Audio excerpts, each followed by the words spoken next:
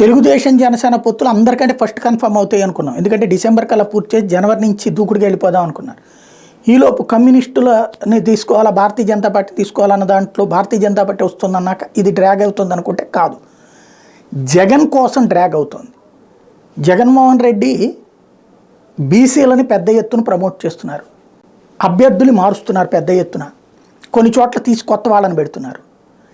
Jagan list final అయ్యాక దాని ఆధారంగా కౌంటర్ పెట్టాలన్నట్టు ఇప్పుడు తెలుగుదేశం జనసేన కూటమి ఆలోచన.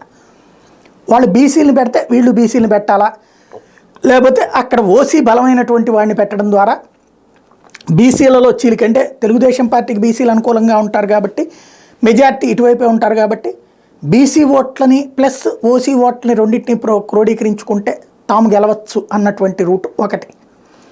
రెండవది వచ్చేటప్పటికి వైసీపీ ఓసీలను పెట్టిన చోట తాము బీసీలను పెట్టి తద్వారా అక్కడ బీసీలని పోలరైజ్ చేసుకురావాలంటే మరొక ఎత్తు.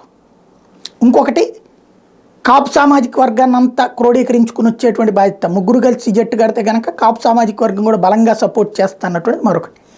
ఇవన్నిటినీ బేస్ చేసుకుని జగన్ అభ్యర్థులు ఖరారు చేశాక దాని ఆధారంగా తాము రివర్స్ ఎత్తుగడ వేయాలి అన్నటువంటి దృష్ట్యానే తెలుగుదేశం పార్టీ లేట్ చేస్తుంది. రెండవది ఇప్పటికిప్పుడు తమకు వచ్చే సమస్య, రేపు జనసేనకి ఇచ్చే సీట్లు లేకపోతే బీజేపీకో వీళ్ళకి ఇచ్చే సీట్ల వల్ల తమకు ఎదురయ్యే ఇబ్బందిని కూడా ఇప్పటి నుంచి అయితే కనుక ఎగనిస్ట్ అవుతుంది కాబట్టి చివరి నిమిషంలో వేసేస్తే ఆ హడావిడిలో తోసే ఇచ్చన్నటువంటిది కూడా మరొక ఆస్పెక్ట్.